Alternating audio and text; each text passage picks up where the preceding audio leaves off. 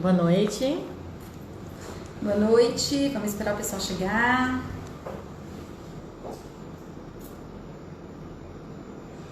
Washington chegou. Olá, Washington. Mariana, Tribonde. A Lara. Boa noite. Nós vamos esperar chegar um número maior de pessoas para a gente estar começando, tá? Nossa convidada chegou. Fabiana, tudo bem? Já a gente vai te chamar aqui.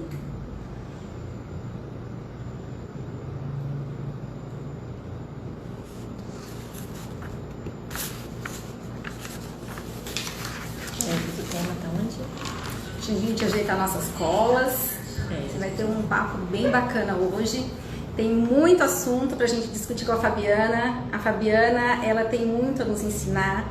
São mais de 20 anos, né, de carreira. E é uma honra, né, pra gente. Vamos lá, Rô? Acho que a gente já podia, né, dar início à nossa live de hoje, ao nosso bate-papo. Bom, vou me apresentar. Meu nome é Roberta Lepe. Eu sou arquiteta. A minha sócia, essa daqui, né, é a Luciane Ximenes. Nós fazemos parte de uma empresa, que é o Grupo das Arquitetas Empreendedoras. E nesse grupo também nós temos outras integrantes, todas arquitetas. A Lígia Córdova, Patrícia Sayon, a Juliana Costa e a Daniele Fazini. Nosso intuito é sempre levar conhecimento para os outros profissionais da área, arquitetos, engenheiros. Tá? E essas lives, gente, tem sido muito bacana, né? É uma forma da gente levar o conteúdo, né, para todo mundo. A gente tem que se reinventar, né? E é bacana porque depois fica salvo no IGTV, depois vai para o YouTube e a gente já está conseguindo com isso direcionar muitas pessoas, muitos estudantes de arquitetura. Então, assim, esses conteúdos que a gente está construindo já está ajudando, né, muitas pessoas. Então, depois vocês acompanham a gente também no YouTube, tá bom? Gente, vamos falar um pouquinho do currículo da Fabiana, Rô? Gente, bom, a Fabiana, é difícil eu falar da Fabiana, né, porque a Fabiana, ela estudou arquitetura comigo, né, estudamos durante 5 anos. E depois, Deus colocou a gente mais ou menos que no mesmo caminho, né? Ela no município dela, que é Rio Preto, eu no meu município. E a vida, né, fez com que a gente se cruzasse muito e muito tempo, né? Nas secretarias, na época ela trabalhava com o Estado, no DAE. Então, assim, é uma história bacana, né, que eu tenho, que eu já vivi com a Fabiana. E acompanho a trajetória dela. Hoje ela está no município, mas ela tem bastante assunto para falar aí. Agora, sobre o currículo dela, gente, é fantástico. Olha só.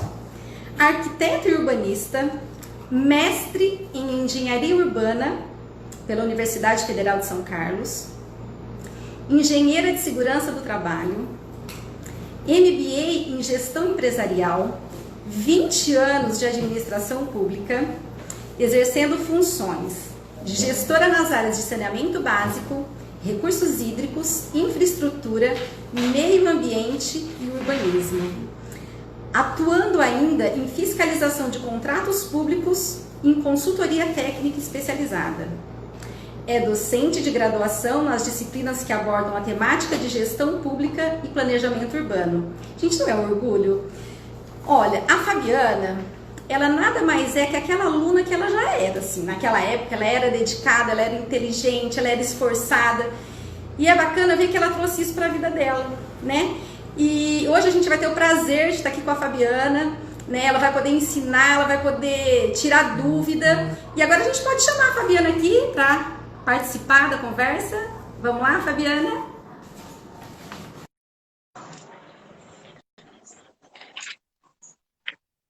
Vamos ver se a Fabiana chegou.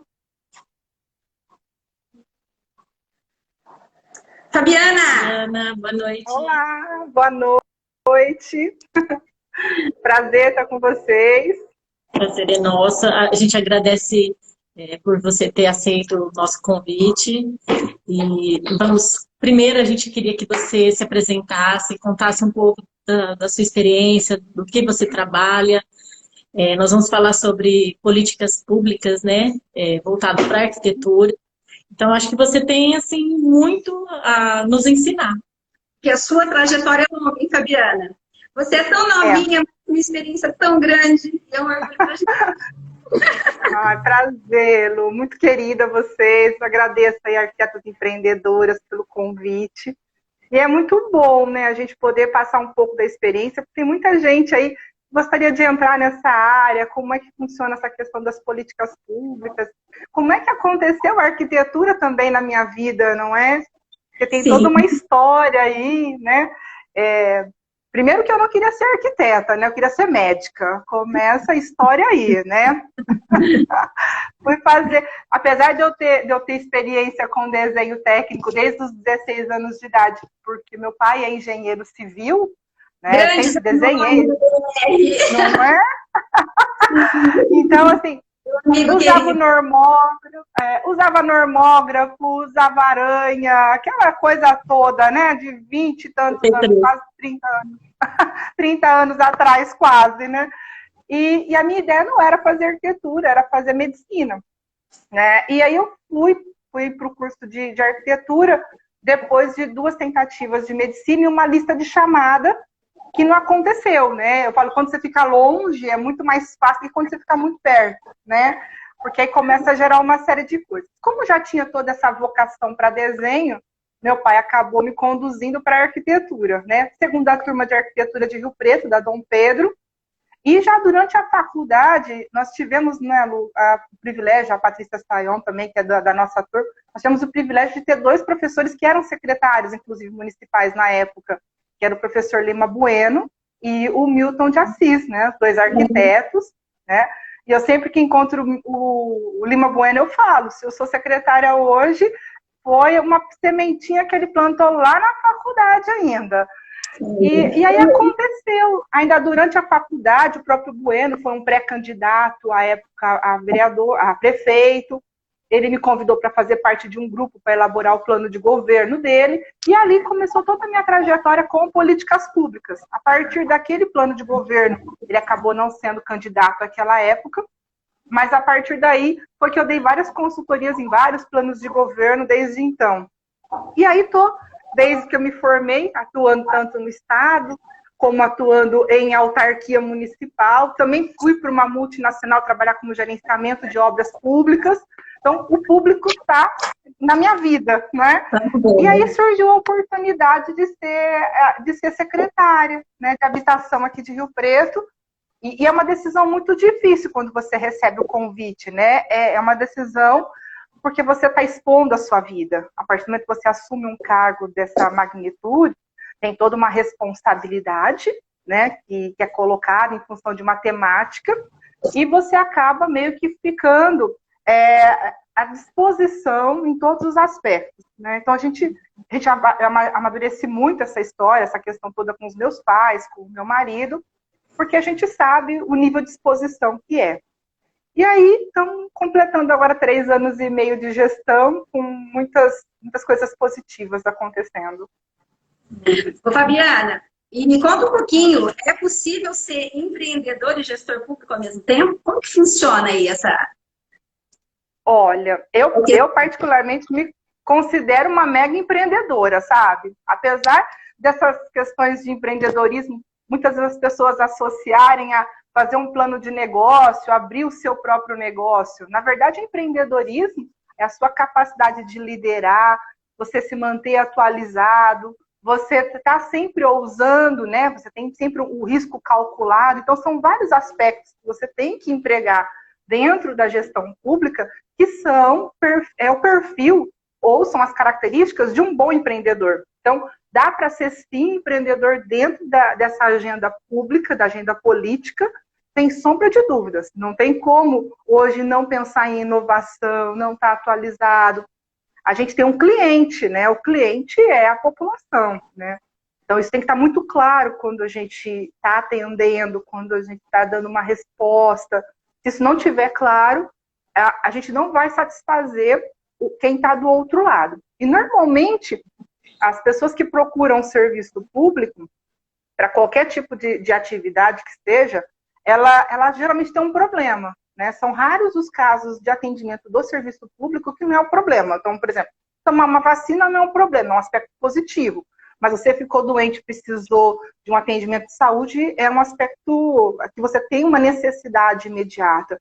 Então, como como esse cliente entra dentro da porta de entrada do serviço público? Então, é como qualquer empresa, tem que ser muito respeitado, tem que ter respostas claras, mesmo que essa resposta seja não, mesmo que essa resposta não seja aquilo que quer. Assim como num projeto de arquitetura, né? Quando nos contratam, a pessoa tem um terreno de 200 metros quadrados, quer construir uma casa do tamanho do sonho dela de 500 metros quadrados. Então, tem que contar para ela que não cabe, né? Como é que faz isso? É verdade, a gente tem que ser sincero, né? Ô, Fabiana, você sabe, eu não sei se você concorda, tá? Mas eu estava lendo algo a respeito e eu vim falar, assim, agora eu também vou valorizar a nossa carreira, a nossa profissão, né? Mas diz que o profissional da área da arquitetura e urbanismo, ele é um profissional gabaritado para gerenciar, para administrar qualquer área, né? Não só no setor público, né? Mas em todas as áreas aí. Eu queria saber se você concorda com isso, se nós estamos mesmo capacitados, porque, né? Como que você encara isso? Porque eu estou vendo mesmo agora os arquitetos assumindo várias pastas, né? E eu acho super bacana isso. Eu acredito muito nisso. Historicamente, os engenheiros já vêm com esse espaço ocupado, né? Então, você tem grandes CEOs de bancos que são engenheiros, seja de produção, civil e tudo mais, porque há uma racionalidade no raciocínio. E o arquiteto tem isso. Só que agora a gente está vivendo uma sociedade em plena transformação, onde você não tem como só considerar a racionalidade, você tem também que ter o toque humano, que é onde a arquitetura e a engenharia se encontram, né? A gente consegue ser racional e também estar com um toque humanizado. Então, nós precisamos nos preparar para esse momento, né? Dentro da própria faculdade, com as questões de empreendedorismo, tratando um pouco mais sobre a questão de direitos humanos, a questão de RH. Eu acho que é muito importante a gente se preparar, porque se a gente não estiver preparado, nós vamos perder a oportunidade de um nicho de mercado interessantíssimo para nós hoje. E é bacana para quem está se formando, né? Para quem está chegando agora, né? E é uma carreira sólida, o que você acha?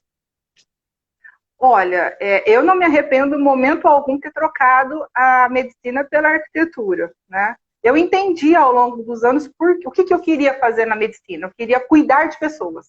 Esse era meu objetivo. Eu falo que hoje eu sou médica de cidade. Então, que eu cuido de pessoas, mas de uma outra forma. Eu não uso desfibrilador, mas eu posso, com a minha caneta, promover o bem-estar para muita gente, né? O meu dispositivo de vida é diferente, né? Pode ser a assinatura de uma regularização fundiária, por exemplo. Então, eu acredito muito nisso. Eu acredito que a gente tem aí uma vasta possibilidade de mercado, que está aí aberto para a gente. Eu costumo dizer até para os meus alunos um pouco isso, né? Niemeyer tem um pouco de culpa nessa história, porque ele nos leva sempre a pensar em edifícios e monumentos, não é? E a arquitetura é muito mais que isso, né? A gente tem que abrir a nossa cabeça e ver o quanto o curso de arquitetura é amplo. Verdade, é amplo mesmo. Fabiana, e dos seus alunos, como que é essa procura para seguir essa carreira? Tem bastante interessado? Eles se apaixonam na faculdade por isso? Eles têm vontade de seguir essa carreira? Olha, eu dou aula de planejamento, né, em 2 faculdades já há 10 anos. Então é muito interessante a gente perceber a vocação. Tem alunos que têm vocação para projeto. E tem alunos que têm vocação para planejamento e para agenda política, para agenda pública, né?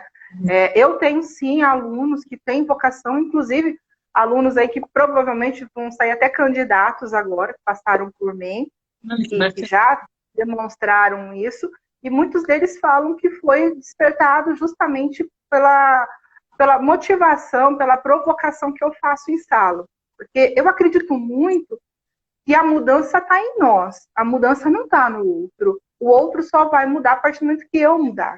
Então, eu preciso obrigatoriamente ter consciência de quem eu sou, né? Que é uma grande discussão hoje, por conta até da pandemia, que é o tal do sentido da vida, né? Qual o sentido da vida? Então, se eu tenho isso muito claro, fica muito mais fácil para eu enveredar. Então, não é uma carreira simples, porque depende muitas vezes de concurso público, né? Sempre trabalhei comissionada, mas e não pretendo prestar concurso público. Eu gosto dessa coisa diversa. Eu não sei se eu conseguiria ficar muito tempo numa atividade. Acho que a Lu é até um bom exemplo disso também, que ela é dinâmica, ela ficou muitos anos na prefeitura também, e eu não sei se eu faria isso. Mas, sim, eu tenho vários alunos hoje que estão trabalhando em empresas que prestam algum tipo de serviço para órgão público. Então, isso já tem um viés muito interessante de políticas públicas, sim. Assim como o Lima Bueno plantou uma sementinha em você, você tem plantado essa sementinha em outros alunos, né? Assim espero. Acho que o papel do professor é esse, né? É vocacionar, motivar, descobrir talentos. Acho que é o nosso papel. Não, e inspirar também, né, Fabiana, né? Porque quem que não se inspira, né? Na Fabiana, uma carreira sólida, de sucesso. Então, assim, a gente fica muito feliz, viu? Quanto você já conquistou. E ainda vai conquistar, né, Fabiana? Você tem muita coisa para ensinar. Amém. Amém. Eu costumo dizer para os meus alunos que sucesso é acordar de manhã feliz e trabalhar feliz. Isso aí. Sucesso é isso. E isso daí não está relacionado com o dinheiro, porque dinheiro é consequência. Então não adianta nada você estar num trabalho que você ganha todo o dinheiro do mundo e você acorda de mau humor porque tem que ir naquela porcaria daquele trabalho. Isso é você adoece, aí você não vai ter tempo nem para curtir a sua grana, né? Sucesso é acordar de manhã e trabalhar bem.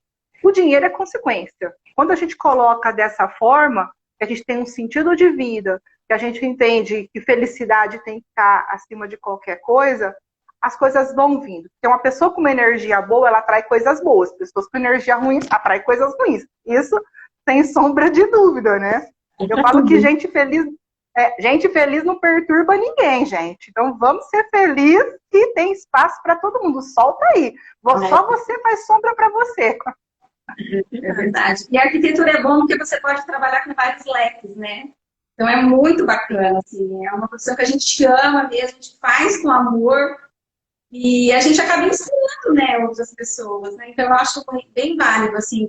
Fá, e você tem atuado frente a alguns grupos de arquitetos que estão querendo mudar a cara da cidade, né? Eu vi que os semáforos estão já diferentes, as guias. Fala um pouquinho sobre esse grupo, como que funciona, porque é bacana para os outros arquitetos entenderem qual que é o papel do arquiteto mesmo no município, na administração. Na administração. Então, assim, eu falo que eu sou muito privilegiada, né? Trabalhar com o prefeito Edinho Araújo é um privilégio muito grande, porque ele tem uma visão de cidade muito interessante, né? Ele enxerga sempre 2 passos à frente. Eu sempre falo que conversar com ele está sempre pensando muito à frente do que a gente está, às vezes, imaginando. E ele, logo no início da gestão, tinha essa preocupação de criar uma padronização, criar uma linguagem para o município, que não fosse uma linguagem de governo, fosse uma linguagem do município. Tanto que ele optou por não ter uma logomarca de governo, hoje ele usa o brasão do município em todos os documentos, edifícios, para tirar essa personificação de uma fase. E com isso, ele pediu para que a gente formasse um grupo de arquitetos dentro da prefeitura. Então, todos os arquitetos que estão hoje concursados fazem parte desse grupo e eu coordeno. A gente teve um grande desafio que era chegar numa cor, numa padronização, para não ter os semáforos, porque o mobiliário público, com exceção de alguns que ele precisa estar em destaque, o hidrante tem que estar em vermelho, não dá para a gente pensar diferente. Mas, com exceção da maioria dos mobiliários públicos, ele tem que ter uma harmonia e, dependendo da situação, ele não pode chamar mais atenção do que a própria paisagem. E, infelizmente, era isso que acontecia aqui na questão dos semáforos. Então, você nem tinha tanto destaque das cores do semáforo, porque ele chamava mais atenção. Então, quando nós começamos a fazer o estudo de cores, nós usamos referências, inclusive, de fora do país, estudamos muito, tivemos muitas sugestões, inclusive de arquitetos de fora, e nós chegamos no tom que nós estamos hoje. Então, hoje, você anda pelas avenidas onde tem já a coloração que nós escolhemos, que é um grafite, você tem a valorização das cores semafóricas, né? E quando você tem a instalação do nome das ruas, também ele destaca, ou seja, é aquilo que tem que ser destacado. E quando você olha ao longo da Avenida Alberto Andaló hoje, que ela foi toda revitalizada, tirou toda a parte de petit pavé, ela está toda verdinha, está toda com grama, você vê que a valorização do verde é maior. E na Badibacite, né, nós paramos de pintar pedra, então não se faz mais pintura de pedras naturais aqui em Rio Preto, né? Antigamente se pintava os paralelepípedos de branco, né? A coisa, a gente ainda tem muito... Árvore de branco, tronco de árvore de branco. Isso! Guia de branco, gente, a guia tem a cor dela natural de concreto. E se tiver que pintar, tem que restaurar, tem que pintar uma guia quebrada, é inaceitável, não é? Então, sim, assim, nós adotamos não pintar mais as guias, então Andaló, Abadia, os principais guias hoje, elas não têm mais as guias pintadas. Ela só é pintada quando a gente precisa destacar, numa rotatória, no local que tem uma iluminação um pouco mais complicada. Aí sim a gente opta pela pintura, mas fora isso, as guias aqui não são mais pintadas também. Então, é um trabalho de... Fabiana. Isso é muito bacana, porque assim, as pessoas acham que é importante pintar a guia de branco. Não. Não tem sentido. Branco? De branco? Porque às vezes é uma forma que alguns gestores encontram para mostrar que está cuidando da cidade. Então as pessoas elas têm essa memória, não é? A boa via de circulação é aquela que tem a boa sinalização. Ela tem que estar com a sua sinalização tanto vertical como horizontal, ela tem que estar em dia, não tem uma necessidade de pintar uma guia, a não ser que você queira dar o caminhamento por conta de uma situação de segurança. Isso é diferente. Mas o Código de Trânsito não prega isso. Então a gente tem assim, foi muito difícil. Ainda escapa, viu? Fora o serviço, né? Você botar uma pessoa para ficar pintando guia. Na próxima chuva tá encardido, não é? O custo disso. O custo disso, né? O custo, né? Vamos tentar ser o mais otimizados possível. Então, nós conseguimos, de vez em quando, um escapa pinta ainda. Semana passada eu achei umas guias pintadas, eu falei, não pintem mais essas guias, não é? Me dá até um negócio no coração. Ô, Fabiana, eu sempre derrubei muito quando pintavam as árvores de branco, os tronquinhos. Gente, deixa a coitadinha respirar, pelo amor de Deus. Aí ela pintava as pedras decorativas, pedra. Então, assim, é questão cultural também, né, Fabiana? Morão de cerca, né, de fechamento, pintava tudo de branco. Olha o trabalho que é pintar um morão, gente. E a cor do morão é tão bonita, o concreto natural, não é? E ela some na paisagem. Você não quer que uma cerca se destaque, você quer olhar o que tem depois da cerca. Então, toda vez que você quer, não é? Toda vez que você quer destacar o segundo plano, o primeiro plano, ele não pode estar em destaque, senão você vai enxergar só o guarda-corpo branco, é a guia branca, é a árvore branca, e nunca vai enxergar o verde, nunca vai enxergar a grama, nada disso. Então, é um truque, inclusive, da arquitetura. Sim, né, por esse núcleo, esse grupo está funcionando, né? E eu falo que já todo mundo vai se acostumar e vai ver o quanto é importante. Deixar natural que é natural. Vai fazer o quê? É natural, né? Dá mais trabalho até para mudar. O custo para o serviço público é uma coisa inaceitável. Não tem o menor sentido pintar o morão um de uma cor, outro de outra cor. Não tem necessidade alguma disso. Vamos lá, então, Fabiana. Sobre as questões, vamos falar um pouquinho sobre as questões da cidade e a responsabilidade dos profissionais da arquitetura na aplicação da legislação urbanística. Você me fala disso? Olha, eu tenho uma situação que eu penso que é o seguinte, as pessoas falam muito não tem fiscalização, sabe? Porque não tem árvore, arrancou uma árvore, não tem fiscalização. Gente, não deveria ter arrancado a árvore. A lei está dizendo que tem que ter 2 árvores por calçada. Por que a prefeitura tem que fiscalizar uma coisa que é obrigatória para o bem-estar da saúde, para o bem-estar da cidade? Aí a pessoa se vai lá e arranca esse lugar. Corta, exatamente. E muitas vezes com orientação do profissional que está coordenando a obra, não é? Você tem o Código Sanitário, Código Sanitário ele é um código que vem sendo estudado há muitos anos, não é? A gente vem lá ainda de Roma e tudo mais. A gente tem um porquê ter o Código Sanitário. Então, recuo não é uma coisa assim, alguém inventou. Não, recuo foi justamente para você garantir a salubridade da casa. Então, essa questão da legislação urbanística, ela é muito importante para os profissionais terem consciência do porquê eles estão fazendo aquilo no projeto. Então, é como usar um ar-condicionado em casa, né? Se você projeta pensando em colocar o ar-condicionado, quer dizer que o seu projeto de ventilação e de iluminação, ele falhou, né? Principalmente de ventilação. Porque o ideal é você aproveitar a posição do sol, para você ter que usar um recurso artificial em última situação, e não como partido de projeto. Então, a legislação urbanística passa da mesma forma, não é?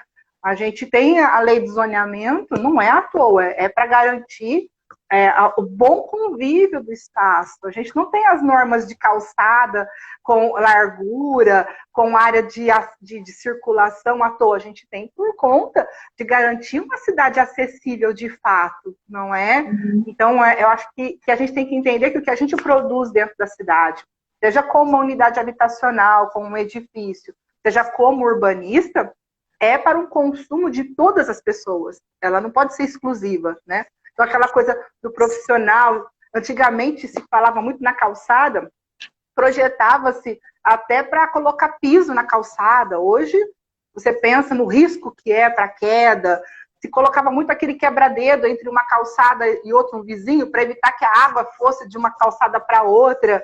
Hoje, você corre o risco de estar passando uma criança, um idoso, alguém com mobilidade reduzida, e ter uma queda e ser fatal. Então, a gente tem que ter essa responsabilidade de todo esse conjunto, esse arcabouço de leis, que é para garantir. Só te cortando um pouquinho, o Farão está falando aqui, ó, que uma obra mal projetada é doença na certa. Sem sombra de dúvida. E o Covid veio para mostrar isso, não é? Pois então, a gente está com um monte de ambiente aí, casas sem ventilação. E o princípio hoje da proteção é justamente a ventilação. Você tem ambientes ventilados. Então, vem justamente com isso.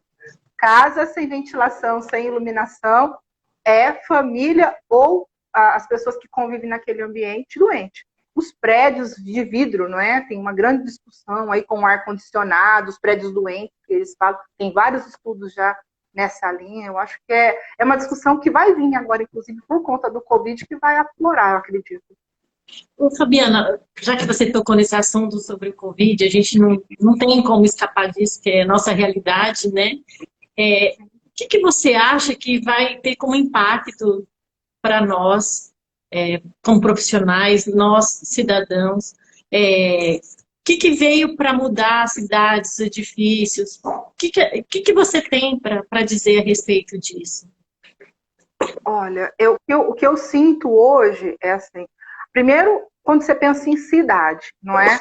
Então, localização das UPAs, das UBSs, foi fundamental num primeiro momento para a gente poder fazer a adequação de atendimento das doenças respiratórias. Então, fisicamente, a gente tem que conhecer a cidade, tem que alocar pensando nessa mobilidade. Eu acho que a partir de agora, quando pensar a cidade, isso vai estar muito mais claro para a questão da mobilidade e dos equipamentos, principalmente esses de apoio.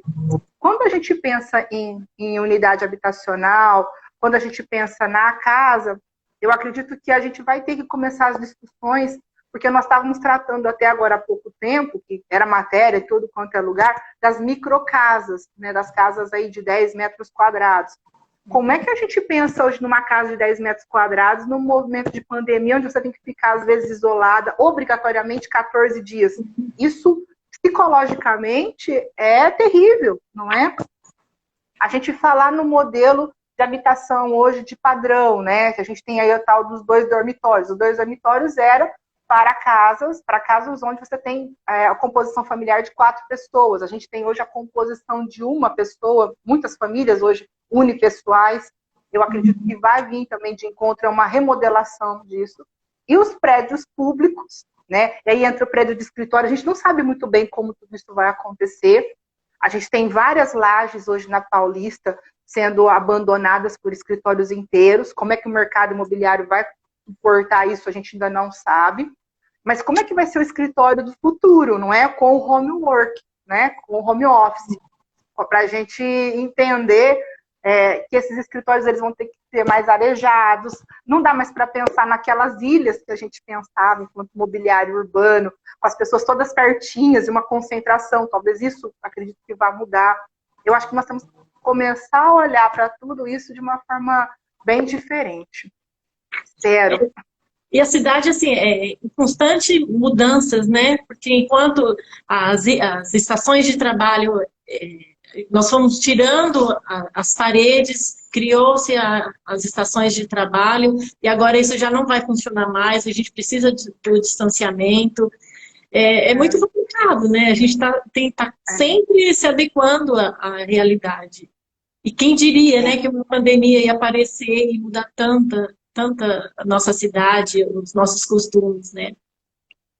Eu acredito que muita coisa vai mudar. Espero, porque, infelizmente, o que a gente tem acompanhado aí, os pesquisadores, é que a gente vai enfrentar outros cenários parecidos, não é?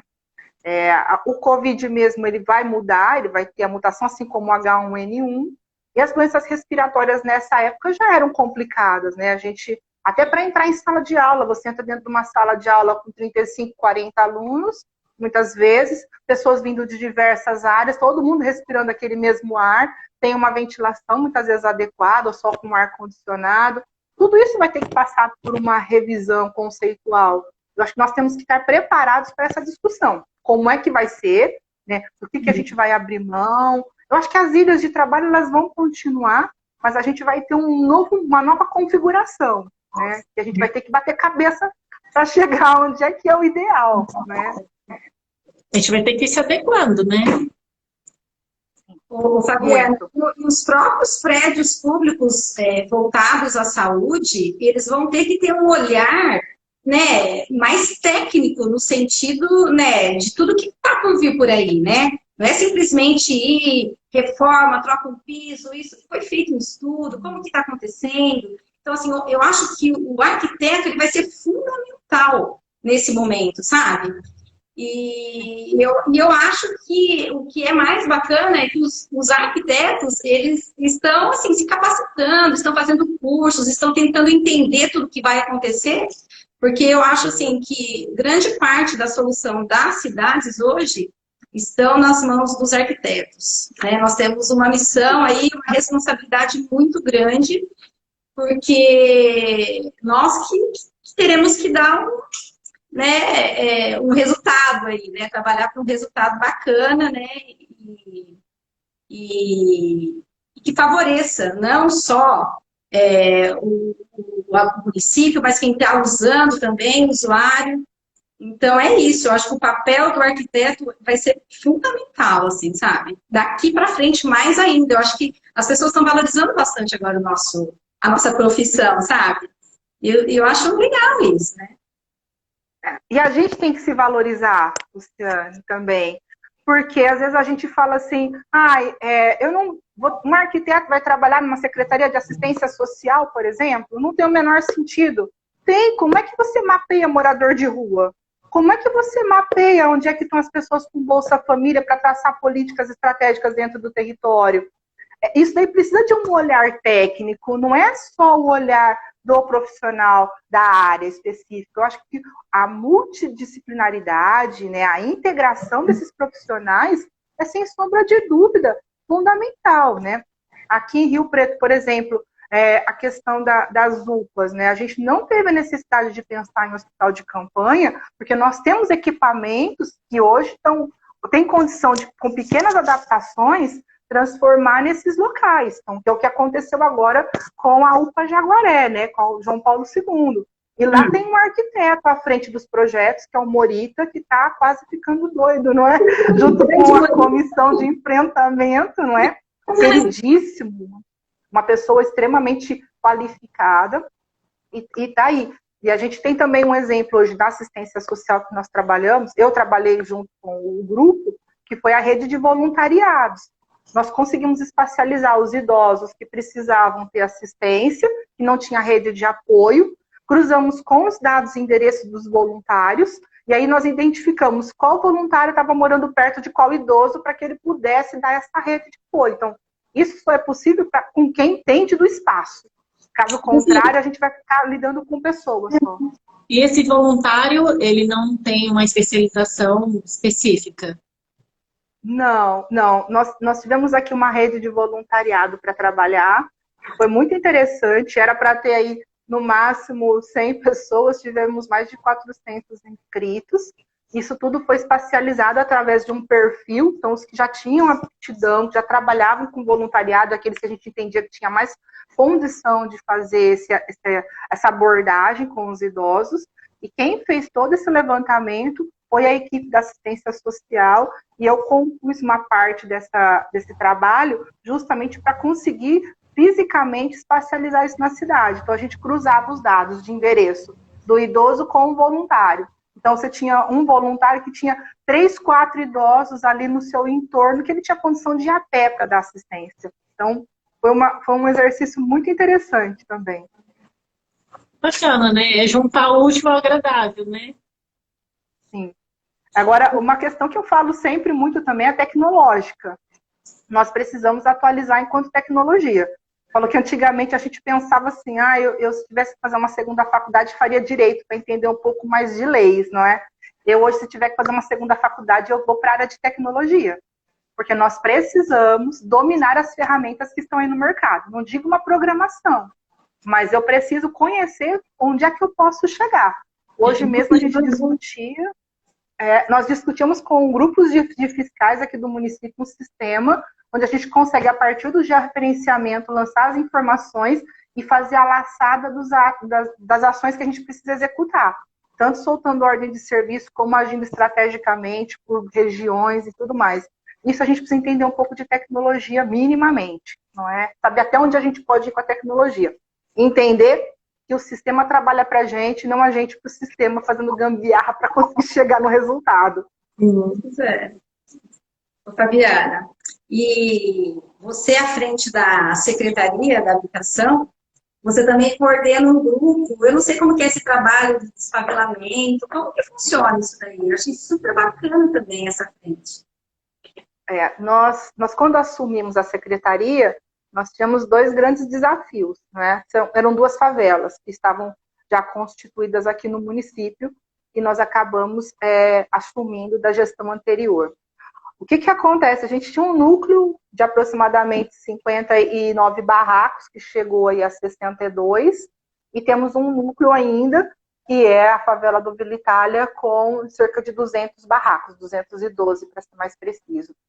E a favela do Brejo Alegre foi um exercício muito interessante, porque elas estavam localizadas ao longo da linha férrea, ali perto da Vila Toninho, e eles estavam numa condição bastante complicada, porque eles ficavam entre a linha férrea e o sistema viário, ou seja, super perigoso o local.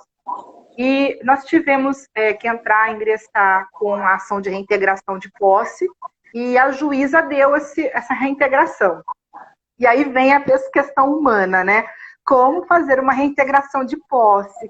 Como é que você faz com aquelas crianças, com aqueles grupos vulneráveis, com os sonhos, não é?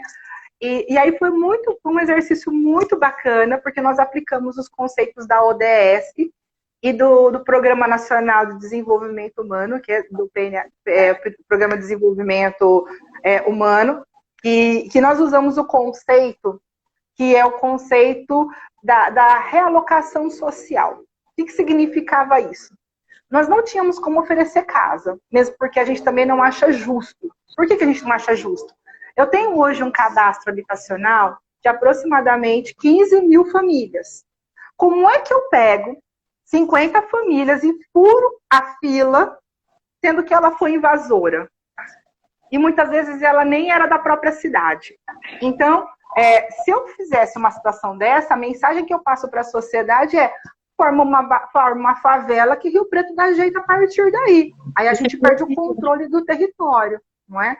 E aí nós fizemos uma proposta para o juiz, que era a realocação social, onde eles sairiam voluntariamente, a partir de um valor que nós disponibilizamos para ele, que não é um aluguel social. A proposta era um valor que a gente usou como referência o valor do aluguel.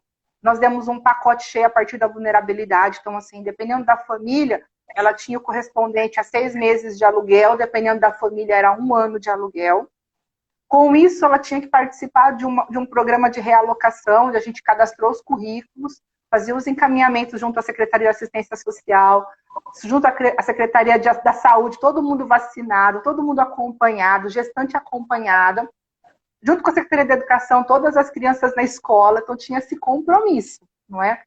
E foi muito legal, porque foi uma equipe multidisciplinar que deu muito certo mesmo. Eu vejo aqui algumas pessoas até que participaram, né? Estou vendo a Mena está acompanhando aqui, a Mena da Saúde foi uma parceiraça nesse mapeamento. Até para vocês terem uma noção, castrar os animaizinhos da favela nós castramos. Então, porque fazia parte do contexto, né? E aí nós começamos a remoção voluntária. Conforme as famílias iam recebendo os valores, elas iam voluntariamente desocupando o barraco e nós íamos demolindo o barraco. Né? Então elas tiravam as coisas dela. E foi uma experiência muito legal, né? Foram quase 15 dias de remoção, cada dia uma família saindo, eles nos avisavam. E foi bem interessante, porque quando a gente alocou o valor, então teve família que recebeu R$9.000. Essas famílias nunca viram esse tanto de dinheiro.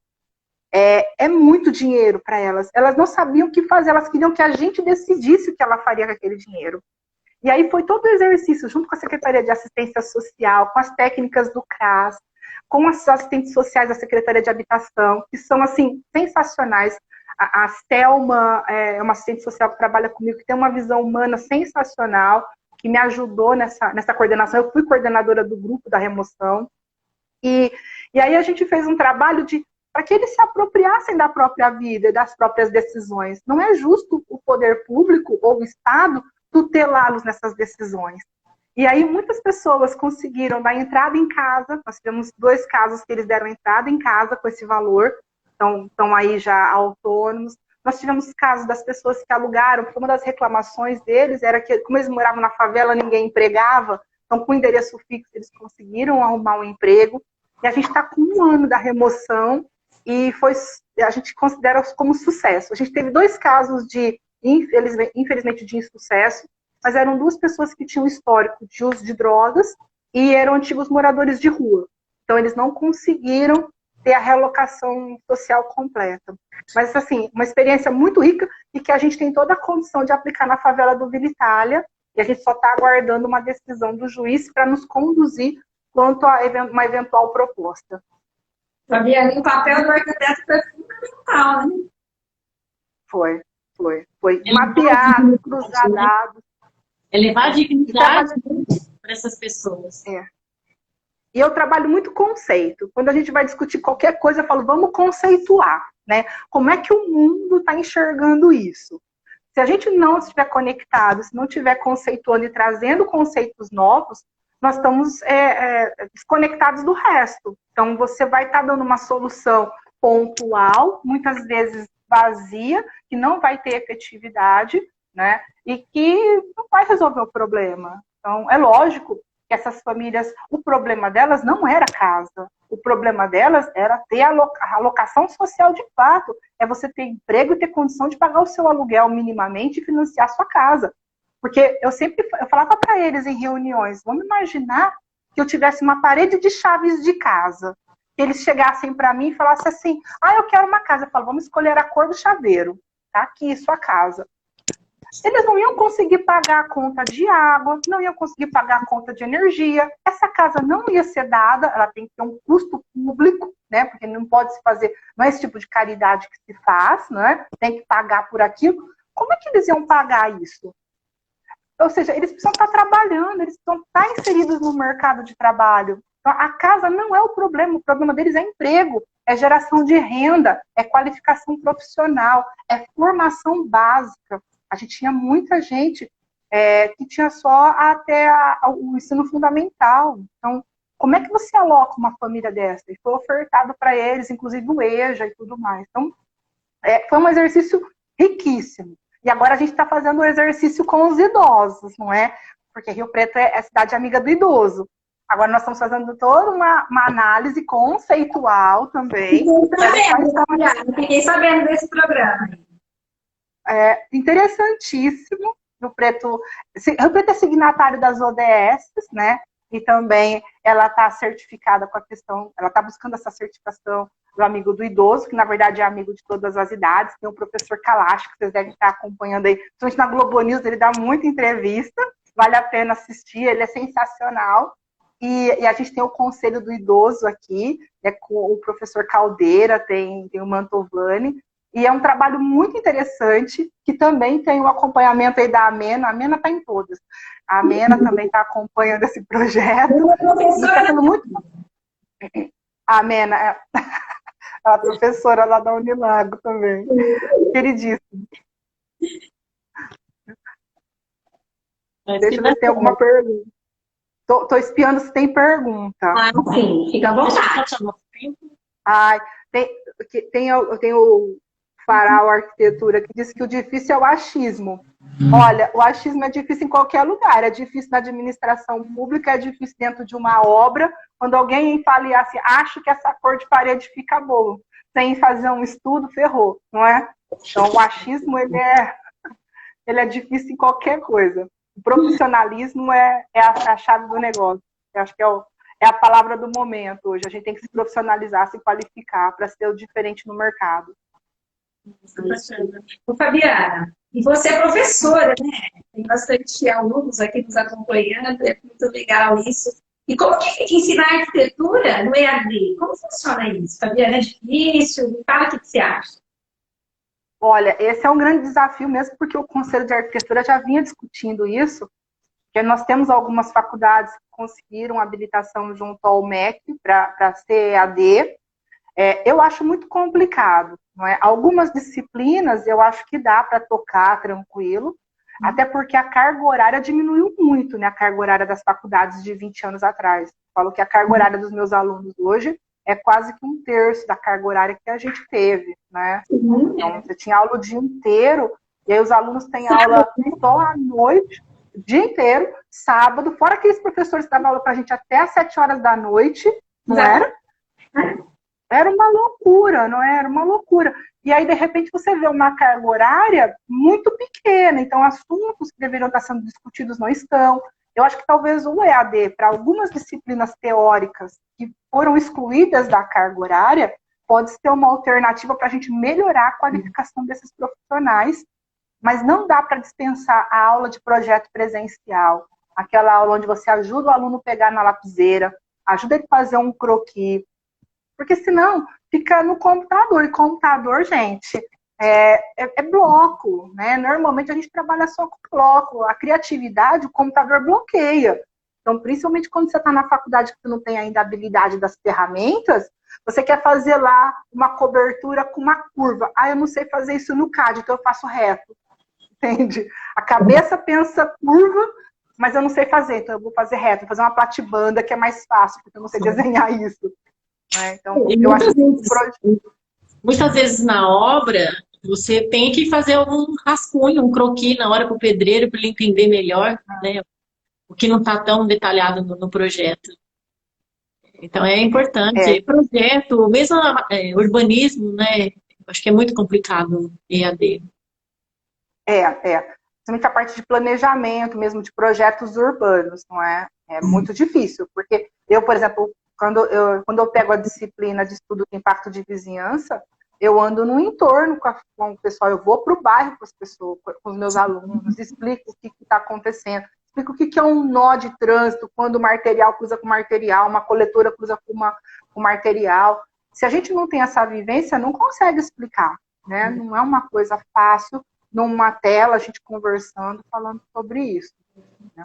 Quando eu fazia a minha faculdade, a gente tinha que fazer a pesquisa em loco, e eu tinha que andar, Ladeira Porto Geral, Praça da Sé, toda a parte do Rio Tietê, né, que atravessava desde Salesópolis até o centro de São Paulo. Eu tinha que saber tudo que tinha no entorno do rio.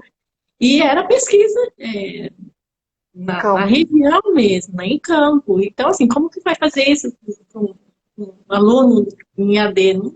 É bem difícil, é bem diferente. O aluno noturno já é complicado isso, né? Porque a maioria tem as suas atividades profissionais, ele já trabalha, então você já não consegue colocá-lo nesse contato. A EAD começa a ficar um pouco mais complicado ainda essa vivência, né, de espaço. Isso é importante. Aí você tem aquela vivência de hora que você está ensinando a projetar banheiro, você leva todo mundo dentro do banheiro e fala, mede essa casinha do banheiro e vê se tá bom. Para você saber se aquilo que você projetou é bom, sabe? Com aquelas portas que não abrem, não fecham, né? Aí você vai lá, explica, olha, aqui é assim, isso tá bom, não tá bom, então projeta diferente, o que é bom. Como que você vai ensinar corte em telhado em EAD? Você tem que ver. Você tem que ir junto, mostrar. Aquele é 4 águas, aquele é caixote, aquele... Não tem como, gente. Eu não consigo imaginar. Não, tem uma parte... A maquete, a hora que o aluno faz errado, não consegue executar, e você vai lá e ensina como é que é, né? A gente trabalha muito com essa questão da maquete hoje por conta disso. Infelizmente, estão indo muito pro ambiente virtual, né? Essa habilidade do tato tá diminuindo, mas a gente espera resgatar isso, né? A Milena, que já até teve com vocês, fala muito isso, do resgate do desenho à mão, não é? Gosto muito da fala dela nesse sentido. Sim, e ela trabalhou com grandes arquitetos, né? Nossa, ela tem uma experiência muito, muito bacana, né? A Milena já ajudou a gente a produzir conteúdo aqui no grupo das arquitetas empreendedoras. É bem bacana a experiência dela. O Fabiana tem uns profissionais bons, né? Olha, é legal, né? Nossa era foi uma era que tá dando o que falar. E é um tempo de maturação também, não é, Lu? 20 anos de formado é o tempo daquelas pessoas que ficaram mesmo na carreira, elas começam a naturalmente se destacar. É lógico, aqueles que se mantiveram atualizados, estudando, persistindo. Então é o ponto de maturidade. Às vezes a pessoa quer se formar e quer com 2 anos ter as glórias. Não é assim, né? É um processo. É um processo, é construção, é experiência, é estudo, é desafio. Aí eu falo que eu e a Roberta, nós somos sócias e a gente já tem assim, se fosse para escrever um livro, dava mais de 500 páginas, de tanta experiência, cada cliente de um jeito. Então, assim, é muito gostoso a experiência que a gente adquiriu nesses 20 anos. Eu falo que não foi construída do dia para a noite, né, Fabiana? É um processo, né? Não. Então você pega os principais nomes hoje de Rio Preto, eles têm um tempo já, né, de estrada. Então, não só Rio Preto, né? Às vezes a gente fica buscando algumas referências, assim, muito internacional e tal, e a gente tem tanta gente boa aqui do lado que pode ser experiência pra gente. As experiências internacionais são fundamentais para nosso arcabouço, não é? De abrir a mente, né? Principalmente aqueles mais ousados, aqueles japoneses sensacionais lá, né? Os indianos que estão vindo com tudo, arrasando na forma e material, uma coisa linda, né? Mas a gente tem tanta referência bacana aqui que a gente pode fazer um estágio, pode conhecer, pode estar perto, pode tocar, né? Eu acho que isso é o mais legal da faculdade privada, eu acho. Eu acho que a faculdade privada, ela dá essa possibilidade de você estar no corredor conversando com o aluno. Às vezes na universidade pública tem um distanciamento e a faculdade privada, a maior parte dos professores tem atividade profissional. Então, você está o tempo todo contando cases, não é? Olha, aconteceu isso comigo, aconteceu tal coisa, não vai para esse lado que eu quebrei a cara, vai para esse que deu tudo certo. Então, acho que é bem... Ô, Fabiana, a gente tem tanto assunto ainda, tanto assunto, mas pena que está acabando. Nós temos 5 minutos. Ó, eu posso só responder uma questão aqui de acessibilidade? Rapidinho, um minutinho. Olha, questão de acessibilidade, a gente tem um grande desafio. Hoje, Rio Preto tem já 100 quilômetros de calçadas acessíveis dentro dos corredores de ônibus. Mas a gente tem a cidade antiga, que tem um grande desafio.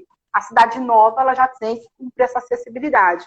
Mas a gente poderia até marcar um dia, se quiser, junto com a Estela, lá da Secretaria de Planejamento, que também é uma arquiteta, para falar sobre a acessibilidade com vocês. Bem interessante. Grande dica, Fabiana. E saiu a nova lei, nova BNT agora de acessibilidade também, né? A nova NBR. A gente pode abordar esse tema aqui. Fabiana, a gente queria falar com você sobre plano diretor, a gente queria falar com você sobre regularização fundiária. Tem tanta coisa, a gente vai dar mais uma live, sabia? As cores dos prédios, você também cuida disso. Mas olha, vamos fazer o seguinte. A gente precisa finalizar. Eu queria que você desse a sua palavra final. De antemão, a gente quer já agradecer a sua participação, aceitar o nosso convite. E se alguém tiver alguma dúvida, quiser mandar para a gente encaminha para você. E vamos ver, né? Conforme for tendo as perguntas, e quem sabe a gente não marca uma nova live com um tema voltado, né, para essas questões que ficou faltando. E aí eu queria que você finalizasse, né? Bem, eu quero finalizar primeiro agradecendo muito essa oportunidade, né? Eu acredito que a gente só muda o mundo quando a gente pode transmitir um pouco do que a gente sabe. A gente às vezes aprende mais quando a gente transmite do que qualquer outra coisa, não é? É muito importante essas oportunidades e acho que essa questão da pandemia veio principalmente para garantir uma democracia de acesso, né, para quem pode ter o acesso, principalmente à internet. A gente tem um grupo ainda que não tem, então não dá para pensar na universalização disso, não é? Mas eu acho que é importante porque é um canal onde as pessoas podem ter a informação, hoje está aí disponível, se atualizem, e acima de qualquer coisa que eu falo sempre, sejam felizes. O dia que acordar para trabalhar e tiver alguma coisa errada, naquele dia todo mundo tem, né? Com aquele cabelo que não acorda bom, a pele que não tá legal, todo mundo tem. Mas começou a ter uma sequência de dias ruins, pare e vê o que está errado. Pode ser a hora de recomeçar. E é muito bom recomeçar, gente. Isso é uma visão empreendedora de vida. Então a dica que eu dou para vocês é para ser felizes e ousarem sempre. Isso aí. O que a gente não pode é ficar parado. Parado no tempo, Fabiana. Porque hoje a gente tem tanta coisa boa e de graça, só não se capacita quem não quer. Fala a verdade. Verdade. Muitos cursos gratuitos aí abertos hoje, principalmente a Escola de Gestão Pública do Governo Federal, cursos sensacionais disponíveis. A própria FGV também tem cursos livres, né, gratuitos. Então, assim, agora você tem a USP também com canais de cursos livres. Então, assim, tem muita coisa, né? Até Harvard está com cursos abertos aí para o mundo em português. Então, gente, é buscar conhecimento. Aproveitar dá trabalho. Sim, aproveitar esse tempo, né? Que a maioria está em casa, né? Os jovens, e se capacitar, né? Muito cuidado com a procrastinação. Tipo, amanhã eu faço isso, e nunca faz nada. Então, tem um dia que tem que falar, hoje, 1, 2, 3, e já, hoje eu vou pegar esse boi pelo chifre e vou resolver o trem, não é? Então, a gente precisa disso.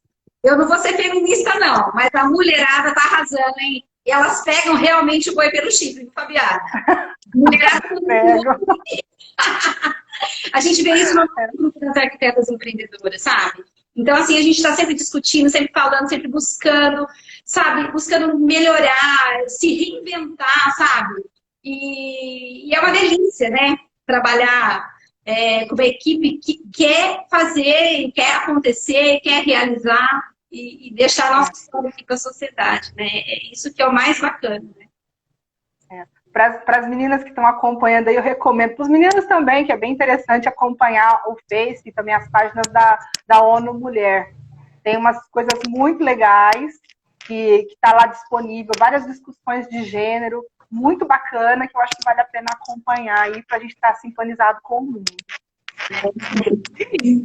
Fabiana, muito obrigada. Um beijão para você. Fica o meu agradecimento em nome de todas as meninas também das arquitetas empreendedoras.